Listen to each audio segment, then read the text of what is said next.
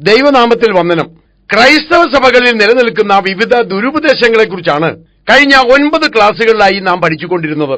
ഇതൊക്കെ കേട്ട പലർക്കും തോന്നും, എനിക്ക് ഈ പാശ്ചാത്യ സഭകളോട് എന്തൊക്കെയോ ഭയങ്കരമായി വിരോധമുണ്ട്, അതുകൊണ്ട് അവയെ അവഹേളിക്കാൻ വേണ്ടി ഞാൻ ഇങ്ങനെയൊക്കെ പറഞ്ഞതാണ് എന്ന്. പ്രിയ സഹോദരങ്ങളെ, തെറ്റിദ്ധരിക്കരുത്. ഈ ലോകത്തുള്ള ഒരു ക്രൈസ്തവ പ്രസ്ഥാനത്തോടും എനിക്ക് വിരോധമില്ല. ഒരു ക്രൈസ്തവ പ്രസ്ഥാനത്തോടും വിശേഷിച്ച് സ്നേഹമോ മമതയോ ഇല്ല.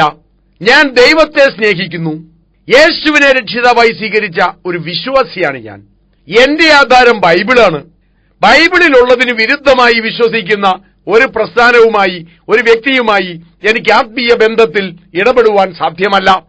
അതുപോലെ ദൈവവചനത്തിന് വിരുദ്ധമായ ഒരു ഉപദേശവും എനിക്ക് സ്വീകരിക്കാനാവില്ല. അതുകൊണ്ടാണ് പട്ടത്ത സഭകളിലെ ദുരുപദേശങ്ങളെക്കുറിച്ച് ഞാൻ ഇത്രയും വിശദീകരിച്ചത്. എന്നാൽ ഈ പട്ടത്ത സഭകളിലുള്ള ചില കാര്യങ്ങൾ എനിക്ക് യോജിപ്പാണ്. ഉദാഹരണമായി, കത്തോലിക്ക യാക്കോബ സഭകളിൽ ത്രിത്വത്തിൽ വിശ്വാസമുണ്ട്. ആ ത്രിത്വവിശ്വാസത്തെ ഞാൻ അംഗീകരിക്കുന്നു, അതിനെ എതിർക്കുന്നില്ല. നിഖ്യാ വിശ്വാസ പ്രമാണം ഞാൻ അംഗീകരിക്കുന്നു, കത്തോലിക്കർ അംഗീകരിക്കുന്നു, ഭൂരിപക്ഷം ക്രൈസ്തവർ അംഗീകരിക്കുന്നു, ഞാനും അത് അംഗീകരിക്കുന്നു. അതിനെ എതിർത്തൊരു വാക്കുപോലും ഞാൻ പറഞ്ഞിട്ടില്ല. എന്നാൽ നിഖ്യാവിശ്വാസ പ്രമാണത്തിന്റെ ഭാഗമെന്ന നിലയിൽ പാപമോചനത്തിന് മാമോദീസ ഒന്ന് മാത്രം എന്ന പഠിപ്പിക്കൽ തെറ്റാണ് എന്ന് ഞാൻ പറഞ്ഞിട്ടുണ്ട്.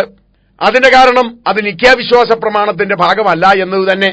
മാത്രമല്ല, ദൈവവചനവുമായി പൊരുത്തപ്പെടുന്ന ഒരു ഉപദേശമല്ല അത്. എന്നാൽ നിഖ്യാവിശ്വാസ പ്രമാണത്തിൽ പറയുന്ന കാര്യങ്ങൾ ദൈവസഭയുമായി പൊരുത്തപ്പെടുന്നതാണ്, ദൈവവചനവുമായി പൊരുത്തപ്പെടുന്നതാണ്. അതുകൊണ്ട് ഞാനത് സ്വീകരിക്കുന്നു. കത്തോലിക്കരുടെ ചില മോറൽ ടീച്ചിങ്സ് അതെനിക്ക് സ്വീകാര്യമാണ്. ഉദാഹരണത്തിന്, വിവാഹത്തെ സംബന്ധിച്ച് പറയുന്നത്, വിവാഹമോചനത്തെ സംബന്ധിച്ച് കത്തോലിക്ക സഭയ്ക്ക് വളരെ കർശനമായ നിലപാടാണുള്ളത്. അതേ ദൈവവചനപ്രകാരമുള്ള നിലപാട് തന്നെയാണ്. അത് ഞാൻ അംഗീകരിക്കുന്നു, സ്വീകരിക്കുന്നു. അതിനെതിരായി ഒരു വാക്കുപോലും ഞാൻ പറഞ്ഞിട്ടില്ല. അതുപോലെ ഗർഭചിത്രം, സ്വവർഗരതി തുടങ്ങിയ വിഷയങ്ങളെക്കുറിച്ചും കത്തോലിക്ക സഭയ്ക്ക് വ്യക്തമായ പഠിപ്പിക്കലുകളുണ്ട്. അത് ഞാൻ അംഗീകരിക്കുന്നു, അത് നമുക്ക് സ്വീകരിക്കാവുന്ന കാര്യമാണ്. അതുപോലെ കത്തോലിക്ക സഭ ചെയ്യുന്നതായ ജീവകാരുണ്യ പ്രവർത്തനങ്ങൾ അതെല്ലാവർക്കും മാതൃകയാണ്, അതിനെ നമുക്ക് എതിർക്കാൻ പറ്റില്ല. അതുകൊണ്ട് അതും ഞാൻ അംഗീകരിക്കുന്നു. അങ്ങനെ ദൈവവചനവുമായി പൊരുത്തപ്പെടുന്നത് എന്തെല്ലാം കത്തോലിക്ക സഭയിലുണ്ടോ അതിനെ എല്ലാം ഞാൻ അംഗീകരിക്കുന്നു. ഓർത്തഡോക്സ് യാക്കോബ സഭകളിൽ ദൈവസഭയുമായി പൊരുത്തപ്പെടുന്നത് എന്തെല്ലാമുണ്ടോ അതെല്ലാം തന്നെ ഞാൻ അംഗീകരിക്കുന്നു. മർത്തോമ സഭയിൽ ദൈവവചനമായി പൊരുത്തപ്പെടുന്ന നിരവധി കാര്യങ്ങളുണ്ട്, അവയെയൊക്കെ ഞാൻ അംഗീകരിക്കുന്നു. ദൈവവചനമായി പൊരുത്തപ്പെടാത്ത, ദൈവവചനവുമായി യോജിക്കാത്ത ഒത്തിരി കാര്യങ്ങളുണ്ട്, അവയെ എതിർക്കുന്നു. ഇവാഞ്ചലിക്കൽ സഭയിൽ ദൈവവചനമായി പൊരുത്തപ്പെടുന്ന വളരെ കാര്യങ്ങളുണ്ട്, കുറച്ച് കാര്യങ്ങൾ പൊരുത്തപ്പെടാത്തതുമുണ്ട്. അതുപോലെ ബ്രദറൻ സഭയിൽ വളരെ കാര്യങ്ങൾ ദൈവവചനവുമായി പൊരുത്തപ്പെടുന്നതാണ്. എന്നാൽ പരിശുദ്ധാത്മാവിനെ സംബന്ധിച്ച അവരുടെ നിലപാടുകൾ, രോഗശാന്തിയെ സംബന്ധിച്ച നിലപാട്, രക്ഷ നഷ്ടപ്പെടുമോ എന്നതിനെ സംബന്ധിച്ച നിലപാട്, ആരാധനയെ സംബന്ധിച്ച ചില നിലപാടുകൾ, ഇങ്ങനെ പലതും എനിക്ക് യോജിക്കാൻ കഴിയുന്നില്ല. എന്നാൽ പ്രാദേശിക സഭ സ്വതന്ത്രമായിരിക്കണമെന്ന അവരുടെ നിലപാട് ശരിയാണ്. പ്രാദേശിക സഭയുടെ മേൽ മറ്റൊരു അധികാരസ്ഥാനമില്ല എന്നാണ് അവർ പഠിപ്പിക്കുന്നത്. അത് ശരിയാണ്. അതേസമയം തന്നെ സഭയിൽ അപ്പോസ്തലൻ, പ്രവാചകൻ, സുവിശേഷകൻ, ഇടയൻ, ഉപദേഷ്ടാവ് എന്നിങ്ങനെ 5 തരം ശുശ്രൂഷകന്മാരുണ്ടെന്നും ഓരോ സഭയിലും ശുശ്രൂഷകന്മാരും ശുശ്രൂഷക്കാരത്തികളും ഉണ്ടാകണമെന്നും അവരുടെ അധ്യക്ഷനായി ബിഷപ്പ് അല്ലെങ്കിൽ ഓവർസിയർ അല്ലെങ്കിൽ പാസ്റ്റർ ഉണ്ടായിരിക്കണമെന്നതുമാണ് ദൈവസഭയുടെ ദൈവവചനത്തിന്റെ ചട്ടം. അത് അവർ അംഗീകരിക്കുന്നില്ല. അവരുടെ സഭയിൽ അപ്പോസ്തലന്മാരില്ല, പ്രവാചകന്മാരില്ല, അതുപോലെ പാസ്റ്റർ അല്ലെങ്കിൽ ബിഷപ്പ് അല്ലെങ്കിൽ ഇടയനില്ല. സഭയിൽ മൂപ്പന്മാരുണ്ട്, സുവിശേഷകന്മാരുണ്ട്, വചനം പഠിപ്പിക്കുന്ന അധ്യാപകരുണ്ട്. അത്രമാത്രമേ ഉള്ളൂ, പകുതിയേ ഉള്ളൂ. അതെനിക്ക് അംഗീകരിക്കാൻ കഴിയുന്നില്ല. എന്നാൽ ബാക്കി നിരവധി കാര്യങ്ങളിൽ അവർ ശരിയായ ഉപദേശമാണ് പഠിപ്പിക്കുന്നത്, അത് ഞാൻ അംഗീകരിക്കുന്നു. പൊതുവെ എന്നെ പെന്തക്കോസ്തുകാരനായിട്ടാണ് കണക്കാക്കുന്നത്, അല്ലെന്ന് ഞാൻ പറയുന്നുമില്ല. അതുകൊണ്ട് പെന്തക്കോസ്ത് സഭയെക്കുറിച്ചാണ് ഈ ക്ലാസ്സിൽ ഞാൻ വിശദീകരിക്കുവാൻ ആഗ്രഹിക്കുന്നത്. പെന്തക്കോസ്ത് സഭയിലെ ഉപദേശങ്ങളിൽ 95% എനിക്ക് യോജിപ്പ് തന്നെയാണുള്ളത്. അതുകൊണ്ടാണ് പൊതുവെ ഏറ്റവും അധികം ഞാൻ പെന്തക്കോസ്ത് സഭകളുമായി സഹകരിച്ച് പ്രവർത്തിക്കുന്നത്. എന്നാൽ പെന്തക്കോസ്ത് സഭകളിൽ 5% കാര്യങ്ങൾ ദൈവവചനവുമായി പൊരുത്തപ്പെടാത്തതുണ്ട്. ദൈവസഭയിൽ നിലനിൽക്കുന്ന ദുരുപദേശങ്ങളെക്കുറിച്ച് പറയുമ്പോൾ അതേപ്പറ്റി ഞാൻ പറയാതെ പോയാൽ ഏകപക്ഷീയമായ ഒരു ക്ലാസ്സായി പോകും ഇത്. അതുകൊണ്ട് പെന്തക്കോസ്ത് സഭകളിൽ നിലനിൽക്കുന്ന ദുരുപദേശത്തെക്കുറിച്ച് കൂടി ഞാനിവിടെ പറയുകയാണ്. പെന്തക്കോസ്തുകാരായി എന്റെ സുഹൃത്തുക്കൾ എന്നോട് ക്ഷമിക്കുക. പെന്തക്കോസ്തുകാരെ അവഹേളിക്കാനല്ല ഞാനിത് പറയുന്നത്. സത്യം നാം അറിയണം. സത്യം നമ്മളെ സ്വതന്ത്രരാക്കും. പെന്തക്കോസ്തുകാരാണെന്നതുകൊണ്ട് മാത്രം നാം ഏത് കാര്യവും അംഗീകരിക്കണമെന്നോ പെന്തക്കോസ്തിലെ നേതാക്കന്മാർ ചെയ്യുന്നതാകൊണ്ട് എല്ലാം ചോദ്യം ചെയ്യാതെ അനുസരിക്കണം, വിശ്വസിക്കണമെന്നും നാം ആരും ശടിക്കരുത്. ഏത് നേതാവ് പറഞ്ഞാലും ദൈവവചനത്തിൽ ഇല്ലാത്തത് അംഗീകരിക്കാനാവില്ല.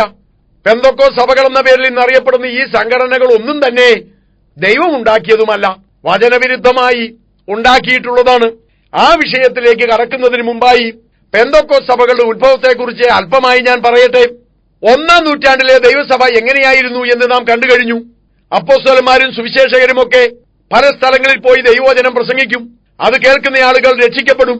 അങ്ങനെ യേശുക്രിസ്തുവിനെ രക്ഷിതാവായി സ്വീകരിച്ച വ്യക്തികൾ അവരെ അപ്പോസ്തലന്മാരോ സുവിശേഷകരോ സ്നാനപ്പെടുത്തും. താമസിയാതെ അവിടെ ഒരു സഭ രൂപം കൊള്ളും. അങ്ങനെ രൂപം കൊണ്ട സഭകളാണ് എഫേസോസിലുള്ളത്, കൊരിന്തിലുള്ളത്, ഗലാത്യയിലുള്ളത്, അന്ത്യോക്യയിലുള്ളത്, അങ്ങനെയുള്ളതൊക്കെ തന്നെ. ആ സഭകളിൽ ശുശ്രൂഷകന്മാരും ശുശ്രൂഷക്കാരത്തികളും ഉണ്ടാകും. അവരുടെ അധ്യക്ഷനായി ഓവർസിയർ അല്ലെങ്കിൽ ബിഷപ്പ് അല്ലെങ്കിൽ പാസ്റ്റർ ഉണ്ടാകും. അങ്ങനെയുണ്ടാകുന്ന ആ പ്രാദേശിക സഭ അവിടെ തന്നെ സ്വതന്ത്രമാണ്. അപ്പോസ്തലന്മാർ അതിന് മേൽനോട്ടം വഹിക്കും. ആവശ്യമുള്ളപ്പോൾ ഉപദേശങ്ങൾ കൊടുത്ത് സഹായിക്കും. പ്രവാചകന്മാർ സഭയിലെത്തി പ്രവചിക്കാറുണ്ട്. അധ്യാപകർ ചെന്ന് പഠിപ്പിക്കാറുണ്ട്. എങ്കിലും ആ സഭ സ്വതന്ത്രമാണ്. അല്ലാതെ ആ സഭകളെല്ലാം കൂടെ ചേർത്ത് അതിനൊരു ബിഷപ്പും ഒരു ആർച്ച് ബിഷപ്പും പോപ്പും ഉണ്ടാക്കുന്ന പരിപാടി 1-ാം നൂറ്റാണ്ടിൽ ഇല്ലായിരുന്നു. കാലക്രമത്തിൽ ഇതൊക്കെയും വന്നു ചേർന്നു. പട്ടത്ത് സഭകളുണ്ടായി. എന്നാൽ 19-ാം നൂറ്റാണ്ടായപ്പോഴേക്കും മാനസാന്തര സ്നാനത്തിന്റെ ആവശ്യകത ജനങ്ങൾക്ക് ബോധ്യമായി. അങ്ങനെ നിരവധി ആളുകൾ കർത്താവായ യേശുവിനെ രക്ഷിതാവായി സ്വീകരിച്ചു, സ്നാനപ്പെട്ടു. വചനവിരുദ്ധമായ ആചാരാനുഷ്ഠാനങ്ങളിൽ നിന്നെല്ലാം വേർപെട്ടവർ ജീവിച്ചിരുന്നു. എന്നാൽ ഒരു പ്രശ്നമുണ്ടായി. അവർ ദൈവവചനം പഠിച്ചപ്പോൾ അന്യഭാഷാ ഭാഷണത്തെക്കുറിച്ചും പ്രവചനത്തെക്കുറിച്ചും അത്ഭുതങ്ങളെക്കുറിച്ചും അടയാളങ്ങളെക്കുറിച്ചും ഒക്കെ വായിക്കുവാനിടയായി. 1-ാം നൂറ്റാണ്ടിൽ നിലനിന്നിരുന്നതായ ഈ അനുഭവങ്ങൾ എന്തുകൊണ്ട് 20-ാം നൂറ്റാണ്ടിലും പ്രാപിക്കാൻ വയ്യ, അല്ലെ 19-ാം നൂറ്റാണ്ടിലും പ്രാപിക്കാൻ വയ്യ എന്ന് അവർ ചോദിക്കുവാൻ തുടങ്ങി. അങ്ങനെ ഈ ആത്മാവിന് വേണ്ടിയുള്ള ദാഹം ജനങ്ങൾക്കുണ്ടായി. 19-ാം നൂറ്റാണ്ടിൽ തന്നെ പല ഭാഗങ്ങളിൽ പരിശുദ്ധാത്മാവിൽ നിറഞ്ഞ അന്യഭാഷകളിൽ സംസാരിക്കുന്ന അനുഭവങ്ങൾ ഉണ്ടായിട്ടുണ്ട്. എങ്കിലും ഒറ്റപ്പെട്ട സംഭവങ്ങളായി അവ നിലനിന്നു. 20-ാം നൂറ്റാണ്ടിന്റെ ആരംഭ ദിവസങ്ങളായപ്പോൾ അമേരിക്കയിലും കാനഡയിലും ഉണർവ് പൊട്ടി പുറപ്പെട്ടു. നിരവധി ആളുകൾ അന്യഭാഷകളിൽ സംസാരിക്കുവാൻ തുടങ്ങി. ഏറെ താമസിയാതെ അത് ലോകമെമ്പാടും പരന്നു. അങ്ങനെ 20-ാം നൂറ്റാണ്ടിന്റെ ആദ്യ ദശകങ്ങളിൽ തന്നെ കേരളത്തിലും വിദേശ മിഷണറിമാരെത്തുകയും ഈ പെന്തക്കോസ്ത് ഉപദേശം പ്രചരിപ്പിക്കുകയും ചെയ്തു. കാലക്രമത്തിൽ ഇവിടെയുള്ളവർ നിരവധി ആളുകൾ, കേരളത്തിലുള്ള നിരവധി ആളുകൾ അവർ ഈ വിശ്വാസ സത്യങ്ങളിൽ കടന്നുവന്നു. അവരും പരിശുദ്ധാത്മാഭിഷേകം പ്രാപിക്കുകയും അന്യഭാഷകളിൽ സംസാരിക്കുകയും ഒക്കെ ചെയ്തു. അങ്ങനെ പ്രാദേശിക കൂട്ടങ്ങൾ ഇവിടെ നിലവിൽ വന്നു. ചർച്ച് ഓഫ് ഗോഡ് എന്ന പ്രസ്ഥാനത്തിന്റെ കീഴിൽ കുറെ സഭകൾ ഈ കേരളത്തിലുണ്ടായി. അസംബ്ലീസ് ഓഫ് ഗോഡ് എന്ന പ്രസ്ഥാനത്തിന്റെ കീഴിൽ സഭകളുണ്ടായി. സിലോൺ പെന്തക്കോസ്ത് മിഷൻ എന്ന പേരിൽ അറിയപ്പെടുന്ന പ്രസ്ഥാനത്തിന്റെ കീഴിലും പെന്തക്കോസ്ത് സഭകളുണ്ടായി. കൂടാതെ നിരവധി സ്വതന്ത്ര സഭകളുണ്ടായി. Pastor K E. Abraham, pastor T G. Oommen തുടങ്ങിയവരൊക്കെ ആദ്യകാലത്ത് ഇതിന്റെ നേതാക്കന്മാരായിരുന്നു. ആ കാലത്തെ പ്രാദേശിക സഭകൾ സ്വതന്ത്രമായിരുന്നു. ആരും അതിന്റെ മേൽ അധീശത്വം പുലർത്തിയിരുന്നില്ല. എന്നാൽ മുന്നോട്ട് പോയപ്പോൾ ഇവർക്കൊരു സംശയം തോന്നി. ഇങ്ങനെ സഭകൾ ഒറ്റയ്ക്കൊറ്റയ്ക്ക് നിന്നാൽ അത് നശിച്ചു പോയേക്കാം, ചിലപ്പോൾ മറ്റാരെങ്കിലും പിടിച്ചടക്കിയെന്ന് വന്നേക്കാം. അതുകൊണ്ട് ഈ സഭകളെല്ലാം ചേർത്ത് ഒരു സംഘടനയുണ്ടാക്കണം, അത് നല്ലതാണ് എന്ന് അവർക്ക് തോന്നി. അങ്ങനെ ആദ്യമായി ആറന്മുളയിൽ ഒരു സംഘം രജിസ്റ്റർ ചെയ്തു. പക്ഷേ ബ്രിട്ടീഷ് ഭരണമുള്ള കാലമായിരുന്നതുകൊണ്ട് ഇന്ത്യ ഒട്ടുക്ക് പ്രവർത്തിക്കാൻ അത് പോരാ എന്ന് തോന്നി. അതുകൊണ്ട് അവർ ഏലൂരിൽ സൊസൈറ്റീസ് ആക്ട് ഉപയോഗിച്ച് ഒരു സംഘം രജിസ്റ്റർ ചെയ്തു. Indian Pentecostal church of God എന്നതിന് പേരുമിട്ടു. അങ്ങനെ ഒരു സംഘടനയുണ്ടാക്കി. വാസ്തവത്തിൽ ഈ സംഘടന ആവശ്യമില്ലാത്ത കാര്യമായിരുന്നു. സൊസൈറ്റീസ് ആക്ടിന്റെ ദുരുപയോഗമായിരുന്നു അത്. സൊസൈറ്റീസ് ആക്ട് എന്ന് പറയുന്നത് ചാരിറ്റബിൾ സൊസൈറ്റികൾ, അതുപോലെ ശാസ്ത്രം, പുരാവസ്തു ഗവേഷണം, സാഹിത്യം, കല തുടങ്ങിയവയൊക്കെ വികസിപ്പിക്കാനുള്ളതായ സൊസൈറ്റികൾ ഉണ്ടാക്കാൻ വേണ്ടിയുള്ളതാണ്. അനാഥശാലയോ സ്കൂളോ ഒക്കെ സ്ഥാപിക്കാൻ വേണ്ടി ഈ ആക്ട് അനുസരിച്ച് വേണമെങ്കിൽ നമുക്ക് സൊസൈറ്റികൾ രജിസ്റ്റർ ചെയ്യാം. എന്നാൽ മതസംഘടനകൾ രജിസ്റ്റർ ചെയ്യാൻ നിയമമില്ല. എങ്കിലും പല രജിസ്ട്രാർമാർക്കും ഇതിന്റെ നിയമങ്ങൾ എന്താണെന്ന് അറിഞ്ഞുകൂടാ. അതുകൊണ്ട് ഒരു മതസംഘടനയായി ഇത് രജിസ്റ്റർ ചെയ്തപ്പോൾ അതിനെ എതിർക്കാൻ അവർക്ക് കഴിഞ്ഞില്ല. ആ സംഘടന രജിസ്റ്റർ ചെയ്യപ്പെട്ടു. പിൽക്കാലത്തെ അതുപോലെ പല സംഘടനകൾ നിലവിൽ വന്നു. ഷാരോൺ ഫെലോഷിപ്പ് ചർച്ച്, പിന്നെ church of God, Assemblies of God എന്നൊക്കെ പേരിൽ പലതും ഇങ്ങനെ രജിസ്റ്റർ ചെയ്യപ്പെട്ടു. നിരവധി സ്വതന്ത്ര സംഘടനകൾ വേറെയുമുണ്ട്. അങ്ങനെ സൊസൈറ്റീസ് ആക്ട് അനുസരിച്ച് രജിസ്റ്റർ ചെയ്യപ്പെട്ട് ഈ സംഘടനകളെല്ലാം പ്രവർത്തിച്ചു വരുന്നു. ഇവയൊക്കെ സഭകളാണ് എന്ന് പിൽക്കാലത്ത് വിശ്വാസമുണ്ടായി. ഇത് വെറും ചാരിറ്റബിൾ സൊസൈറ്റികളാണ്. സഭ എന്ന പേര് ആ സൊസൈറ്റിയുടെ പേരിലുണ്ട് എന്നല്ലാതെ ഇതൊന്നും ദൈവസഭയല്ല. ഇതൊക്കെ വെറും സംഘടനകൾ മാത്രമാണ്. ദൈവവചനത്തിൽ ഈ സംഘടനയ്ക്ക് യാതൊരു സ്ഥാനവുമില്ല. ദൈവാത്മാവ് പറഞ്ഞിട്ടല്ല ഇതുണ്ടാക്കിയത്. പലരും പറയാറുണ്ട് IPC സ്ഥാപിച്ചത് ദൈവമാണ് എന്ന്, ഷാരോൺ സ്ഥാപിച്ചത് ദൈവമാണ് എന്ന് പറയാം. ഇങ്ങനൊക്കെ പലരും പറയുന്നു എന്നല്ലാതെ IPCയും ഷാരോനും ചർച്ച് ഓഫ് ഗോഡും അസംബ്ലീസ് ഓഫ് ഗോഡും ഇതൊന്നും ദൈവം സ്ഥാപിച്ചതല്ല. ദൈവിക പദ്ധതിയിലുള്ള കാര്യമല്ല. ദൈവവചനത്തിൽ ഇതിന് ആധാരം കണ്ടെത്തുകയുമില്ല. അതുകൊണ്ട് വചനവിരുദ്ധമായ ഒരു കാര്യമായി പോയി ഈ സംഘടനകളുടെ രജിസ്ട്രേഷൻ. സംഘടനകൾ നിലവിൽ വന്നതോടെ സംഘടനകളുടെ പ്രസിഡന്റുമാര്, സെക്രട്ടറിമാര് ഒക്കെയാണ് സഭയുടെ നേതാക്കന്മാർ എന്ന വിശ്വാസമുണ്ടായി. ഉദാഹരണമായി IPCയുടെ പ്രസിഡന്റ് അദ്ദേഹം സഭയുടെ തലവനാണെന്ന് വന്നു ചേർന്നു. ഷാരോന്റെ പ്രസിഡന്റ് സഭയുടെ തലവനാണെന്ന് വന്നു ചേർന്നു. അങ്ങനെ ഒരു സഭയും അങ്ങനെ ഒരു പ്രസിഡന്റും അങ്ങനെ ഒരു സഭയുടെ തലവനും ദൈവസഭയിലില്ല. ദൈവസഭയിൽ ഈ വിധത്തിലുള്ള തലവന്മാരില്ല. ദൈവസഭയിലുള്ളത് അപ്പോസ്തലൻ, പ്രവാചകൻ, സുവിശേഷകൻ, ഇടയൻ, ഉപദേഷ്ടാവ്, ഇതൊക്കെയാണ്.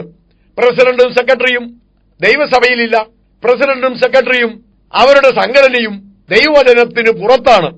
ഈ സംഘടനകൾ ദൈവീകങ്ങളെ അല്ല, ദൈവീക പദ്ധതിക്ക് വിരുദ്ധമായി ദുരാത്മപ്രേരണയാൽ ഉണ്ടാക്കിയതാണ് എന്ന് ദൈവവചനം ശ്രദ്ധിച്ച് പഠിച്ചാൽ മനസ്സിലാകും. അങ്ങനെ പെന്തക്കോസ്ത് സഭകൾക്ക് പറ്റിയതായ ഒന്നാമത്തെ അബദ്ധം ആവശ്യമില്ലാതെ ഈ സംഘടനകൾ രജിസ്റ്റർ ചെയ്തു എന്നതാണ്. മാത്രമല്ല, ഈ സംഘടനകൾക്ക് വിവാഹവും ശവോടക്കമൊക്കെ നടത്താൻ അധികാരമുണ്ട് എന്ന് ഇവർ എങ്ങനെയോ തെറ്റിദ്ധരിച്ചു. നിയമം മനസ്സിലാക്കാതെ ഈ പെന്തക്കോസ്ത് സംഘടനകൾ വിവാഹം നടത്താറുണ്ട്. വിവാഹമാണ് എന്ന് കരുതി അവർ ജീവിക്കാറുണ്ട്. എന്നാൽ ഈ രാജ്യത്ത് നിലവിലുള്ള ക്രിസ്ത്യൻ മാരേജ് ആക്ട് അനുസരിച്ച് ഈ പറയുന്ന വിവാഹങ്ങൾക്ക് നിയമസാധുതയില്ല. ഏതെങ്കിലും ഒരു ബിഷപ്പിനാൽ നിയമിക്കപ്പെട്ട പുരോഹിതൻ നടത്തുന്ന വിവാഹത്തിന് ക്രിസ്ത്യൻ മാരേജ് ആക്ട് അനുസരിച്ച് നിയമസാധുതയുണ്ട്. അപ്പൊ കത്തോലിക്ക, യാക്കോബ, മാർത്തോമാ തുടങ്ങിയ സഭകൾ നടത്തുന്നതായ വിവാഹത്തിന് നിയമസാധുതയുണ്ട് ക്രിസ്ത്യൻ മാരേജ് ആക്ട് അനുസരിച്ച്. കാരണം അവിടെ ബിഷപ്പുണ്ട്. ആ ബിഷപ്പ് നിയമിച്ച പുരോഹിതനാണ് അത് നടത്തുന്നത്. അങ്ങനെ ബിഷപ്പുമാരില്ലെങ്കിൽ പിന്നെ ചെയ്യേണ്ടത് എന്താണ്?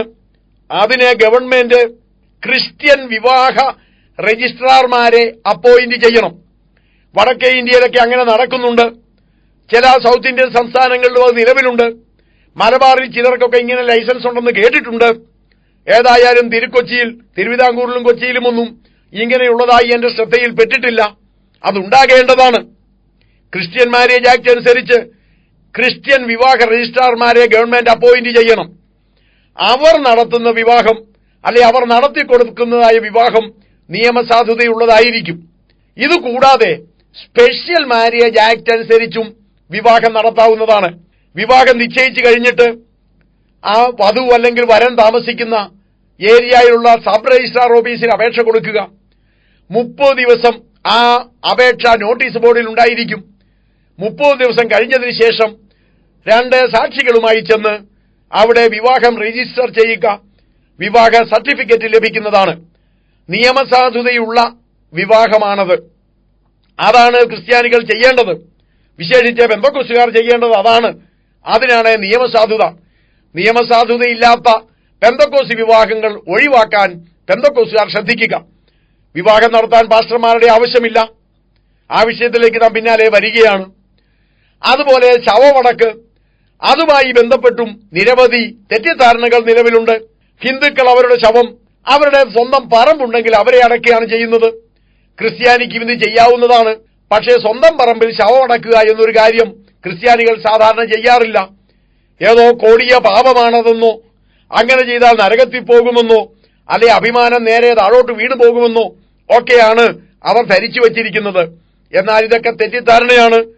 ഹിന്ദുവിന്റെ ശവം സ്വന്തം പറമ്പിൽ അടക്കാമെങ്കിൽ ക്രിസ്ത്യാനിക്കും സ്വന്തം പറമ്പിൽ തന്നെ ശവം അടക്കാം. എന്നാൽ അതിന് ബുദ്ധിമുട്ടുണ്ടെങ്കിൽ, അതല്ല അങ്ങനെ സ്വന്തം പറമ്പില്ലെങ്കിൽ പഞ്ചായത്തിന്റെയോ മുനിസിപ്പാലിറ്റിയുടെയോ സെമിത്തേരികൾ ഉണ്ടെങ്കിൽ അവിടെ അടക്കാവുന്നതാണ്. തങ്ങളുടെ ആരാധന സ്ഥലവുമായി ബന്ധപ്പെട്ട് സെമിത്തേരികൾ ഉണ്ടെങ്കിൽ അവിടെ അടക്കുന്നതിലും തെറ്റുണ്ടെന്നല്ല ഞാൻ പറഞ്ഞത്. പക്ഷേ സഭയായാൽ സെമിത്തേരി ഉണ്ടാകണമെന്നും ആ സെമിത്തേരിയിൽ വേണം ശവമടക്കാനുമെന്നും ശടിക്കേണ്ട ആവശ്യമില്ല എന്നേ ഈ പറഞ്ഞതിന് അർത്ഥമുള്ളൂ. ഒരു 10-25 സെന്റ് സ്ഥലമെങ്കിലുമുള്ള വ്യക്തിയാണ് മരിച്ചതെങ്കിൽ ആ പറമ്പിന്റെ ഒരു മൂലയ്ക്ക് എവിടെയെങ്കിലും ആർക്കും ശല്യമുണ്ടാക്കാതെ ആ ശവം മറവ് ചെയ്യുന്നതിൽ ഒരു തെറ്റുമില്ല. അതിൽ നിയമവിരുദ്ധമായി ഒന്നുമില്ല. ആ ശവമടക്കാൻ സെൻട്രൽ പാസ്റ്റർ വന്നേ മതിയാകൂ എന്നുമില്ല. പാസ്റ്റർ വരണമെന്ന് പോലും നിർബന്ധമില്ല. പാസ്റ്റർ വന്നാൽ തെറ്റുമല്ല. നിയമപ്രശ്നങ്ങൾ ഉണ്ടാകാതിരുന്നാൽ മതി. അതായത് ആത്മഹത്യ ചെയ്തതോ പോസ്റ്റ്മോർട്ടം ആവശ്യമുള്ളതായ ശവം പോസ്റ്റ്മോർട്ടം ചെയ്യാതെ അടക്കുകയോ അങ്ങനെയൊന്നും ചെയ്യാതിരുന്നാൽ മാത്രം മതി. ഹിന്ദുക്കൾ ചെയ്യുന്നത് പോലെ തന്നെ ക്രിസ്ത്യാനിക്കും സ്വന്തം പറമ്പിൽ ശവം അടക്കുന്നതിന് രാജ്യത്തെ നിയമപ്രകാരം അവകാശമുണ്ട്. ബൈബിൾ അനുസരിച്ചും അവകാശമുണ്ട്. ശവം എങ്ങനെ അടക്കണമെന്ന് ദൈവവചനത്തിൽ പറഞ്ഞിട്ടില്ല. ദഹിപ്പിക്കണമെങ്കിൽ ദഹിപ്പിക്കാം, കുഴിച്ചിടണമെങ്കിൽ കുഴിച്ചിടാം. അത് സ്വന്തം ഇഷ്ടപ്രകാരം ചെയ്യാവുന്നതാണ്.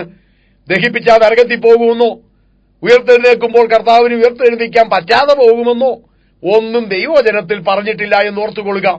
ദൈവവചനത്തിൽ ഇല്ലാത്ത കുറെ തെറ്റിദ്ധാരണകളാണിത്. എന്തിനാണ് ഞാൻ ഇതേപ്പറ്റി പറഞ്ഞത്?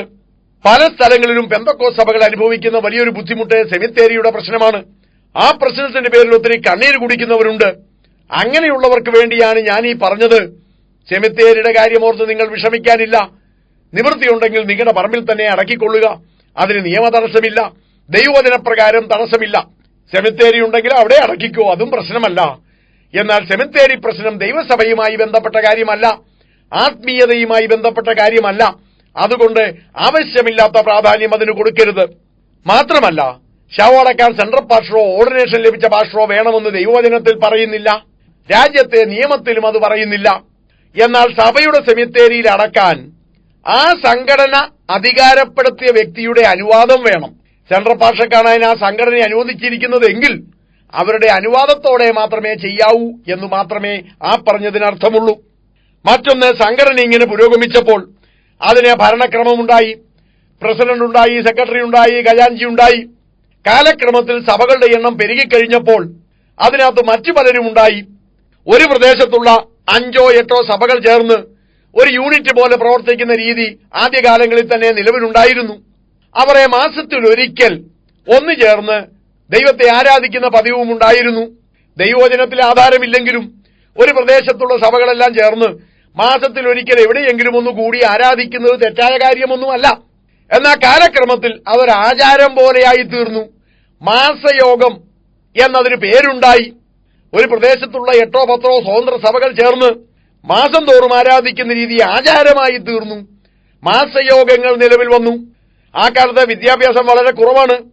അതുകൊണ്ട് അല്പം വിദ്യാഭ്യാസമുള്ള ആരെയെങ്കിലും മാസയോഗത്തെക്കുറിച്ച് ജനങ്ങളെ അറിയിക്കാൻ വേണ്ടി ചുമതലപ്പെടുത്തുക പതിവായിരുന്നു.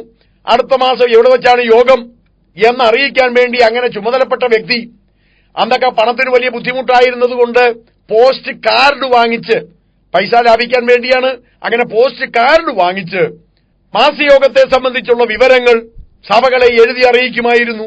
പിന്നെ പ്രായവും പക്വതയുള്ള ആ വ്യക്തി ഒരുപക്ഷെ മാസയോഗങ്ങളിൽ ചിലപ്പോൾ അധ്യക്ഷം വഹിച്ചു എന്നും വരാം. കാലക്രമത്തിൽ ഈ മാസയോഗത്തിന് നോട്ടീസ് അയക്കുകയും ചിലപ്പോഴൊക്കെ അധ്യക്ഷം വഹിക്കുകയും ചെയ്യുന്ന വ്യക്തി സെൻട്രൽ പാസ്റ്റർ എന്നുള്ള നിലയ്ക്കായി തീർന്നു. സെൻട്രൽ പാസ്റ്റർ എന്നൊരു ഭാഷയെക്കുറിച്ച് ദൈവവചനത്തിൽ പറയുന്നില്ല എന്ന് ഞാൻ വിശേഷിച്ച് പറയേണ്ട ആവശ്യമില്ലല്ലോ. സെൻട്രൽ പാസ്റ്റർ എന്നൊരു അത്ഭുത ജീവി ദൈവവചനത്തിലില്ല. പക്ഷേ കാലക്രമത്തിൽ സെൻട്രൽ പാസ്റ്റർ എന്നൊരു പാസ്റ്റർ ഉണ്ടായി വന്നു. ഇന്ന് സെൻട്രൽ പാസ്റ്റർ എന്ന് പറഞ്ഞാൽ നാട്ടുരാജാവ് പോലെ ആയി തീർന്നിട്ടുണ്ട്. ഇത് ദൈവവചനത്തിൽ ഇല്ലാത്ത കാര്യമാണ്. അങ്ങനെ സെൻട്രൽ പാസ്റ്റർമാർ വന്നു. മാത്രമല്ല, ഓർഡിനേഷൻ കടന്നു വന്നു. പാസ്റ്റർ കെ എബ്രഹാമിന് തോന്നി ഓർഡിനേഷൻ ആവശ്യമാണ്, ഓർഡിനേഷൻ വേണമെന്ന് ദൈവവചനത്തിലുമുള്ള കാര്യമൊക്കെ തന്നെയാണ്. അപ്പോസ്തല പ്രവൃത്തി 13-ാം അധ്യായം വായിച്ചാൽ നമുക്കിത് മനസ്സിലാകും. ദൈവം തന്റെ വേലയ്ക്ക് വേണ്ടി വിളിച്ചതായ വ്യക്തികളെ ദൈവാത്മാവ് വേർതിരിക്കുവാൻ ആവശ്യപ്പെടുന്നു. അങ്ങനെ സഭ പ്രാർത്ഥിച്ച് അവരുടെ മേൽ കൈവച്ച് പ്രാർത്ഥിച്ച് അവരെ പറഞ്ഞയക്കുകയാണ്. അതിന്നും ചെയ്യേണ്ടതാണ്. ഏതെങ്കിലും ഒരു പ്രാദേശിക സഭയിൽ നിന്ന് ഒരു വ്യക്തിയെ ദൈവം തന്റെ വേലയ്ക്ക് വിളിച്ചു എന്ന് ബോധ്യമാകുമ്പോൾ സഭ ഏതാനും ദിവസം ഉപവസിക്കുകയും സഭയിലെ മൂപ്പന്മാരെല്ലാം ചേർന്ന് ആ വ്യക്തിയെ തലയിൽ കൈവച്ച് പ്രാർത്ഥിച്ച് അധികാരപ്പെടുത്തി വേർതിരിച്ച് ദൈവവേലയ്ക്ക് വേണ്ടി അയക്കുകയും ചെയ്യേണ്ടതാണ്.